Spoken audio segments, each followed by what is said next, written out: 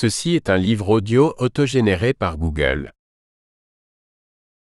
Les éditions Max Milo présentent Géop olympique, les grandes histoires politiques des JO. De Kevin Vessière. Pourquoi, depuis leur origine, les Jeux olympiques sont-ils un événement géopolitique à part entière? En quoi les JO de Mexico en 1968, de Moscou en 1980 ou de Barcelone en 1992 ont-ils été le reflet de tensions internationales, malgré la neutralité politique olympique? En 2024, quels sont les enjeux pour la France des JO de Paris, dans le contexte des conflits israélo-palestiniens et russo-ukrainiens? Pourquoi de nouvelles puissances comme la Chine, le Qatar et l'Arabie saoudite ont-elles fait de l'organisation des Jeux un objectif pour leur stratégie d'influence? Dans son 4e ouvrage, Kevin Vessière invite les amateurs de sport, les férus de géographie et les curieux à explorer de manière originale l'histoire de notre monde grâce aux Jeux olympiques. D'Athènes en 1896 jusqu'à Paris en 2024, il dévoile les coulisses géopolitiques les plus marquantes d'un théâtre de 206 nations où se mélangent performances sportives et jeux de pouvoir. Kevin Vessière, 32 ans, est le fondateur du FC Geopolitics, le média qui vulgarise la géopolitique et le sport, et qui rassemble plus de 70 000 abonnés sur les réseaux sociaux. Régulièrement invité dans les médias pour ses analyses, il est l'auteur de 3 livres, Football Club Geopolitics, Mondial et Planète Rugby, aux éditions Max Milo. Des notes sont disponibles sur les éditions numériques et papier du livre. Introduction. Les Jeux olympiques de Paris promettent d'être l'événement marquant de l'année 2024, tant sur le plan sportif que sur le plan géopolitique. Ils se déroulent dans un contexte particulier, marqué par la guerre entre la Russie et l'Ukraine, ainsi que la reprise du conflit israélo-palestinien à haute intensité. Ces événements seront nécessairement à l'agenda olympique, tant les liens entre sport et politique sont étroits. Les Jeux sont par ailleurs plus qu'un simple événement sportif international. Ils sont aussi l'une des arènes de la géopolitique mondiale. Le CIO, Comité international olympique, rassemble au sein des Jeux, depuis le XXIe siècle, plus de 10 000 athlètes et 206 délégations nationales, les CNO, soit plus que l'ONU et ses 193 États membres. Les Olympiades sont suivies par près de 5 milliards de téléspectateurs, ce qui en fait l'événement médiatico-sportif le plus vu au monde. En un mot, incontournable. Les JO n'ont pas attendu ce moment pour être le reflet des relations internationales. Depuis leur renaissance à Athènes en 1896, chaque édition a été le miroir des enjeux politiques, économiques et sociaux de son époque. Loin d'être de simples confrontations sportives entre athlètes, les JO ont toujours été le cadre de démonstrations de pouvoir, de revendications identitaires et de tentatives diplomatiques. Ainsi, dès les premiers Jeux modernes, le nouvel État grec puise dans ses réserves pour utiliser l'événement afin de légitimer aux yeux du monde sa grandeur retrouvée. Pourtant, cette grande réunion sportive voulue par son père fondateur, le baron Pierre de Coubertin, se devait d'être avant tout neutre politiquement pour poursuivre un certain idéal de paix et d'universalisme. Or, plus les éditions des Jeux avancent dans le temps, et plus elles s'inscrivent dans le maillage géopolitique de leur époque. À l'instar des Jeux d'Anvers de 1920, où les vaincus de la Grande Guerre jugés responsables du conflit, l'Allemagne en tête, ne sont tout simplement pas invités. C'est d'ailleurs quelques années plus tard, en Allemagne, que les JO deviennent pour la première fois un moyen d'instrumentalisation politique sans que le CIO intervienne. Les Jeux de Berlin de 1936 sont un véritable instrument de propagande du régime hitlérien, promouvant l'image illusoire d'une Allemagne puissante et pacifique, en masquant les exactions les plus sombres de sa dictature. L'Olympiade devient ensuite, après la Seconde Guerre mondiale, un prolongement de la guerre froide, où les deux superpuissances soviétiques et américaines utilisent cette scène sportive comme un champ de bataille. Le nombre de médailles et le classement final s'inscrivent dans la lutte d'influence des blocs de l'Ouest et de l'Est. Cette rivalité atteint son paroxysme lors des boycotts réciproques de Moscou en 1980 et Los Angeles en 1984. L'utilisation du boycott massif n'est pas nouvelle. En 1976, lors des Jeux de Montréal, 25 pays africains avaient déjà décidé de quitter l'Olympiade pour protester contre la participation de la Nouvelle-Zélande, dont l'équipe de rugby avait joué en Afrique du Sud, alors sous le régime de l'apartheid. En matière de revendications sociétales, les JO 1968 de Mexico ont été eux aussi une tribune historique de protestation contre les politiques de ségrégation raciale. Les poings levés et gantés de noir des athlètes américains Tommy Smith et John Carlos en sont le signe emblématique, qui est largement repris depuis cette date dans la lutte contre le racisme et les injustices sociales. Les JO sont aussi un formidable révélateur pour des nations, notamment pour celles qui ont acquis récemment leur indépendance. Les éditions post-Seconde Guerre mondiale l'incarnent particulièrement avec le processus de décolonisation en Afrique, en Asie, en Océanie. C'est aussi le cas à Barcelone en 1992, qui matérialise la fin de la guerre froide et l'intégration de nouveaux pays dans le monde olympique. Une reconnaissance qui a tout de politique, tant les JO ont gagné en médiatisation au fil des décennies, et tout particulièrement la cérémonie d'ouverture, qui a une symbolique forte grâce au défilé des nations. La bataille de la représentation chinoise entre la Chine et Taïwan, la reconnaissance de la Palestine par le CIO en 1996 ou la participation du Kosovo aux JO 2016, dont l'indépendance est contestée, sont autant de cas qui témoignent de l'importance de faire partie de la communauté olympique. Si, dans l'esprit olympique traditionnel, l'importance est de participer, certains États, eux, portent dans les JO une réelle stratégie politique sur le terrain de la gagne et de la captation des performances olympiques. Cela passe évidemment par le tableau des médailles, où désormais, la lutte entre la Chine et les États-Unis a remplacé le duel américano-soviétique. Mais la compétition se joue également au stade de l'organisation et l'accueil des Olympiades. D'une part, ce méga-événement offre aux pays hôtes une plateforme mondiale sans équivalent pour afficher leur puissance économique, culturelle et organisationnelle. À l'image des autres événements sportifs d'envergure, comme la Coupe du monde de football, les JO sont un véritable outil de promotion de l'image de marque nationale, ou nation branding. D'autre part, les Jeux olympiques permettent aux États de valoriser leur image à l'international et de renforcer leur soft power, c'est-à-dire leur capacité à influencer les autres par l'attraction et la persuasion plutôt que par la coercition. Par le vote et le choix du pays hôte, le CIO a de ce fait un impact politique important. Surtout que, dans une volonté d'universalisme, de passer outre son héritage occidental et de développer économiquement son événement phare, l'instance olympique ouvre les Jeux à de nouveaux horizons. Ce qui peut entrer en adéquation avec la stratégie de nouvelles puissances émergentes, pour qui organiser les JO est un cap à passer pour démontrer leur modernité. Cela est illustré avec les JO 2008 de Pékin, où la Chine avait fait exploser le budget d'une Olympiade et déboursé 42 milliards de dollars pour faire un événement capable de démontrer sa puissance. Des puissances émergentes ont ensuite emboîté le pas, la Russie avec Sotchi en 2014, le Brésil avec Rio en 2016, et d'autres pays ambitieux commencent à se positionner pour les éditions à venir, à l'image du Qatar, de l'Arabie saoudite ou encore de l'Inde. L'ensemble de ces nouveaux défis font de Paris 2024 un enjeu politique majeur pour la France. L'objectif est de démontrer la capacité à organiser et à accueillir de grands événements internationaux, tout en présentant aux yeux du monde des jeux modèles en termes de maîtrise budgétaire et de développement durable. Cependant, la préparation de ces jeux sera soumise à des risques sécuritaires importants, exacerbés par le contexte géopolitique actuel. Les délégations d'Israël, de la Palestine, de l'Ukraine et de Russie, sous bannière neutre, seront particulièrement scrutées, tant ces délégations olympiques sont vues comme un prolongement de leur pays.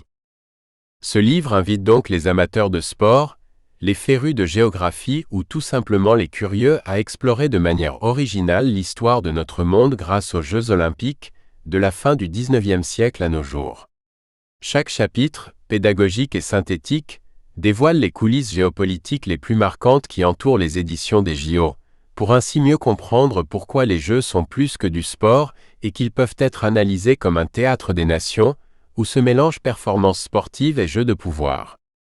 Kevin Vessière. Chapitre 1. Aux origines géopolitiques des Jeux olympiques. Les Jeux olympiques ont été rétablis en 1896 à Athènes, grâce à la détermination d'un homme, le baron Pierre de Coubertin. Bien que la réintroduction des Olympiades émane d'une initiative privée, elle s'est tout de même inscrite dans un contexte géopolitique, faisant des Jeux modernes, dès leurs origines, une construction politique. Pour mieux le comprendre, il nous faut remonter au début du XIXe siècle. Le monde connaît alors d'importants bouleversements sociaux, économiques et culturels.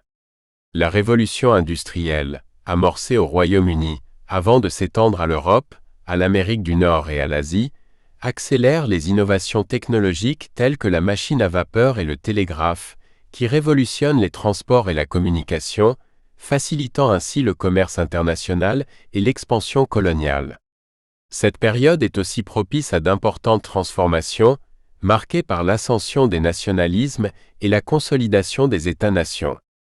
Ces nouvelles entités politiques, unifiées ou consolidées, armées d'une identité nationale forte et d'une économie industrielle florissante, cherchent à étendre leur influence pour sécuriser leurs ressources, leurs marchés et leurs territoires stratégiques. Ce qui entraîne une compétition impérialiste pour se partager la planète. Les empires britanniques, français, allemands, russes et ottomans se livrent notamment à une bataille féroce pour prendre le contrôle des principaux nœuds stratégiques mondiaux. De ces rivalités vont naître de nombreux conflits, directs ou indirects, dont un qui va jouer un rôle majeur dans la réintroduction des Jeux olympiques, la guerre franco-prussienne, 1870 à 1871. La France est vaincue, et sa sévère défaite affaiblit profondément le pays tant au niveau politique qu'au niveau économique. Pire, elle a même sérieusement ébranlé la fierté nationale. Certains observateurs attribuent alors cet échec à la supposée faiblesse physique de la population française par rapport à celle de la Prusse, la future Allemagne. Une perception qui influence fortement Pierre de Coubertin.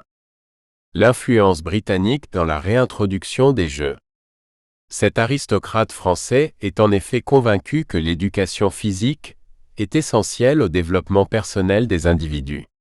En particulier pour que ceux qui appartiennent aux jeunes générations développent leur santé physique et mentale et deviennent des citoyens responsables. Cette conviction est partagée par le rival de l'époque, la Prusse, qui intégrait déjà la gymnastique dans son système éducatif, illustrant l'importance accordée au sport pour le renforcement de l'individu et dans une perspective plus large du corps armé de la nation. Toutefois, le modèle éducatif par le sport qui inspire le plus à l'époque est celui de l'Empire britannique. Le football et le rugby, codifiés respectivement dans les années 1860 et 1870, sont devenus des symboles de ce modèle. Nés dans l'enceinte des écoles élitistes britanniques, les public schools, ces pratiques éducatives étaient alors utilisées pour instruire, canaliser et socialiser les élèves. Elles vont rapidement gagner en popularité, leurs règles étant formalisées et diffusées bien au-delà des frontières de l'Empire britannique. Cela contribue à renforcer l'influence du Royaume-Uni par le biais de cette pratique sportive et sociale, accentuant ainsi le rayonnement de la première puissance mondiale de l'époque. Marqué par cette approche britannique du sport, Pierre de Coubertin entreprend plusieurs voyages outre-Manche dès les années 1880, explorant de près le système éducatif et sportif qui prévaut au Royaume-Uni. C'est au cours de ces séjours qu'il rencontre une figure qui exercera une influence déterminante sur sa pensée, le docteur William Penny Brooks. Médecin et éducateur dans la ville de Much Wenlock, Brooks est un pionnier de la promotion de l'éducation physique en Angleterre. Il est surtout connu pour avoir fondé les Olympiades de Wenlock en 1850, une compétition sportive annuelle, destinée à encourager l'exercice physique parmi les jeunes et les adultes de sa région. Ces Jeux, qui comprenaient une variété d'épreuves sportives, de la course à pied au saut en hauteur, en passant par le tir à l'arc, ont eu un impact direct sur Coubertin. Ce dernier est particulièrement saisi par l'esprit de ces compétitions, qui mettent en avant le fair-play et l'importance de l'amateurisme. Des principes nobles, qu'il cherchera plus tard à intégrer au cœur même de la philosophie olympique moderne. La renaissance de la Grèce et d'Olympie. L'intérêt pour la réintroduction de telles Olympiades n'est pas anodin. Il s'inscrit dans un mouvement plus large, au cours du XIXe siècle, de réappropriation de l'héritage de la Grèce antique. L'indépendance de l'État grec en 1832 entraîne un engouement pour la culture et l'histoire de l'Antiquité. Dans ce contexte de fascination renouvelée, le philanthrope grec Evangelis Zappa se lance dans un projet ambitieux, la réintroduction des Jeux olympiques antiques. Ces Jeux étaient une série de compétitions sportives entre représentants des cités-États grecs et constituaient l'un des Jeux panhelléniques de la Grèce antique. Ils ont eu lieu pour la première fois en 779 avant Jésus-Christ, dans la ville d'Olympie. Ces événements majeurs de la Grèce antique attiraient des athlètes de toutes les régions du monde grec dans des disciplines variées, telles que la course à pied, la lutte, le lancer de javelot et de disque ainsi que le pentathlon.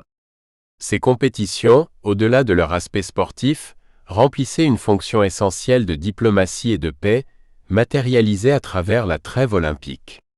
Ce qui avait pour conséquence de suspendre une partie des hostilités pour garantir la sécurité des participants et des spectateurs.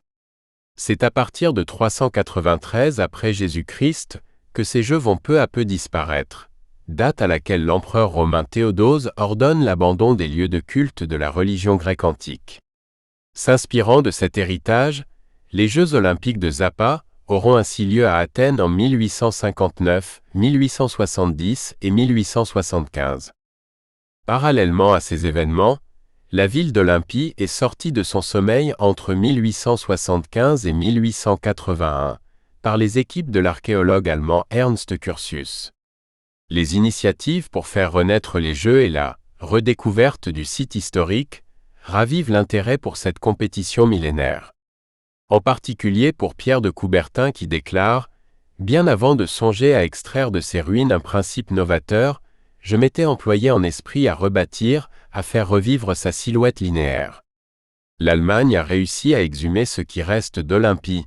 Pourquoi la France ne réussirait-elle pas à en reconstituer les splendeurs ?» À travers cette déclaration, il faut percevoir le triple objectif de Pierre de Coubertin dans la renaissance des Jeux olympiques. Premièrement, les compétitions sportives peuvent être un puissant moyen diplomatique pour favoriser la paix et la compréhension internationale entre les peuples à l'heure de la naissance des États-nations. Deuxièmement, ces compétitions peuvent poursuivre une logique éducative en remettant au centre du jeu des valeurs nobles, telles que le dépassement de soi et le fair-play. Enfin, le sport peut permettre de revitaliser l'esprit national français et de remettre en piste la France face à ses rivaux sur un autre terrain que le champ militaire. Le Congrès de la Sorbonne de 1894, l'entreprise diplomatique française réussie de Coubertin. Coubertin entreprend alors la difficile mission de faire revivre les Jeux olympiques à une échelle internationale. Difficile, car dans un contexte où les moyens de communication et de transport longue distance n'en étaient qu'à leur balbutiement, il n'y avait à l'époque que peu d'événements capables de réunir les grandes puissances internationales et d'exposer les forces de chacun pacifiquement. Si ce n'est des événements tels que les expositions universelles, qui avaient la capacité de rassembler les États dans un esprit de découverte, d'échange et de dépasser les clivages et les frontières. Grâce à un long travail préparatoire, de conférences, et à son vaste réseau de contacts dans les domaines de l'éducation, de la finance et du sport, Pierre de Coubertin parvient à réunir 2000 invités et surtout 20 délégués de 13 fédérations sportives étrangères pour le congrès de la Sorbonne du 16 au 24 juin 1894. Grâce à son talent d'orateur, Coubertin persuade les délégués de l'importance de son initiative.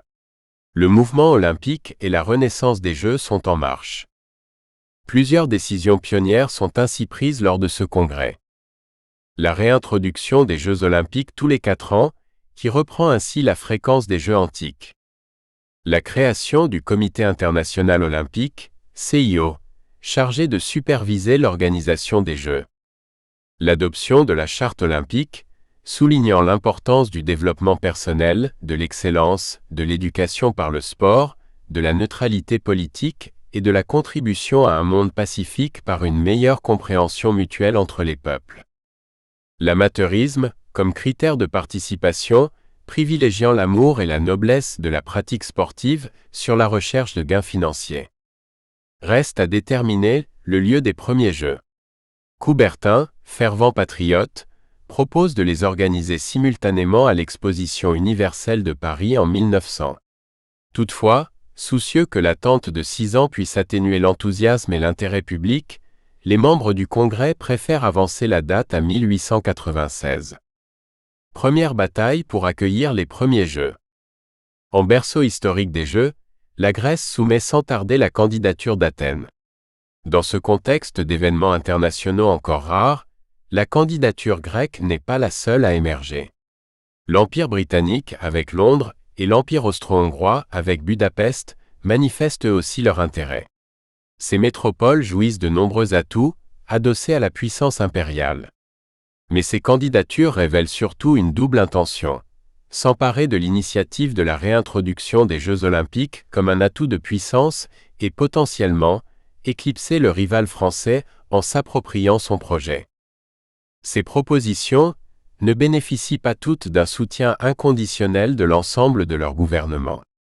L'Empire britannique, riche d'une longue tradition d'événements sportifs tant nationaux qu'internationaux, envisage plutôt l'organisation de Jeux pan-britanniques avec ses propres sports, soulevant des questions quant à la nécessité de Jeux olympiques modernes.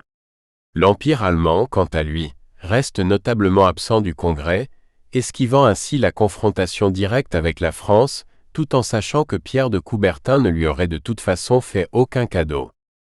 Alors que le mouvement olympique vient à peine de naître, les premières tractations géopolitiques se trament en coulisses. À ce petit jeu, la candidature d'Athènes apparaît comme la plus favorable, d'autant plus que Coubertin soutient l'idée.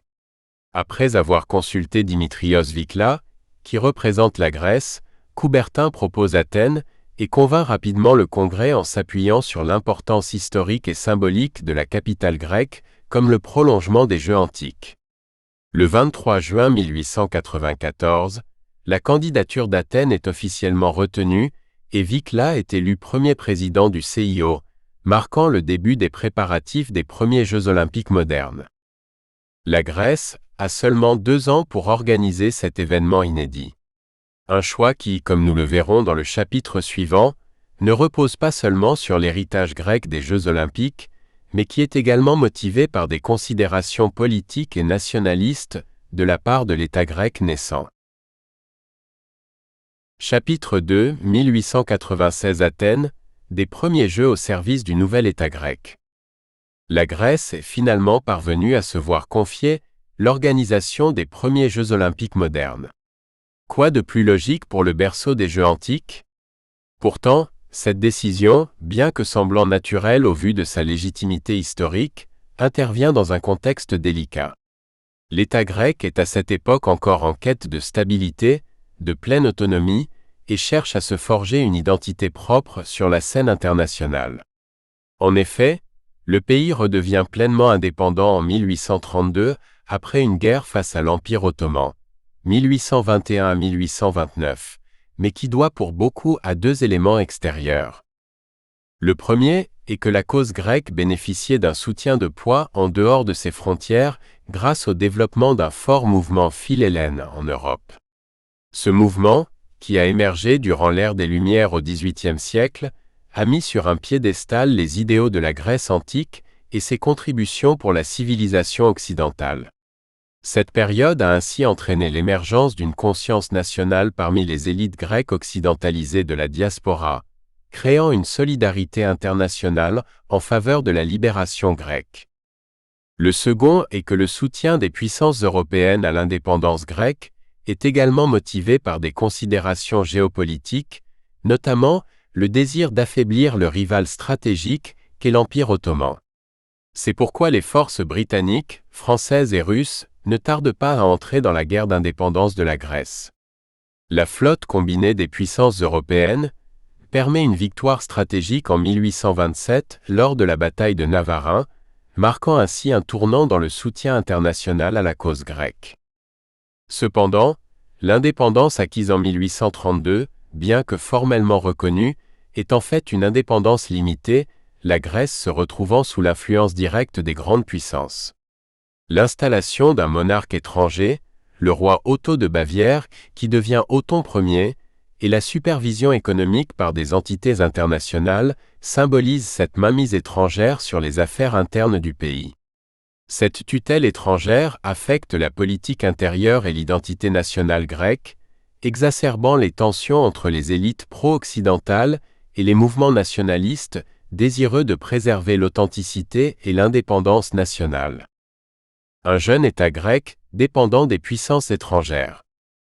La Grèce est donc certes libérée de l'Empire ottoman, mais reste confrontée à de nombreux problèmes internes et à l'ingérence de puissances extérieures. Politiquement, le jeune royaume est en proie à une instabilité chronique. Un soulèvement populaire renverse le monarque Othon Ier. Cela n'empêche pas les puissances britanniques, françaises et russes de maintenir leur emprise sur le territoire grec et de placer le prince Guillaume du Danemark, qui devient alors Georges Ier, roi des Hellènes. Le nouveau monarque est confronté à une situation explosive. L'agitation nationaliste grecque est très forte et la grande idée, autrement dit le désir de réunir tous les Grecs dans un seul et même pays, est au cœur de la politique nationale.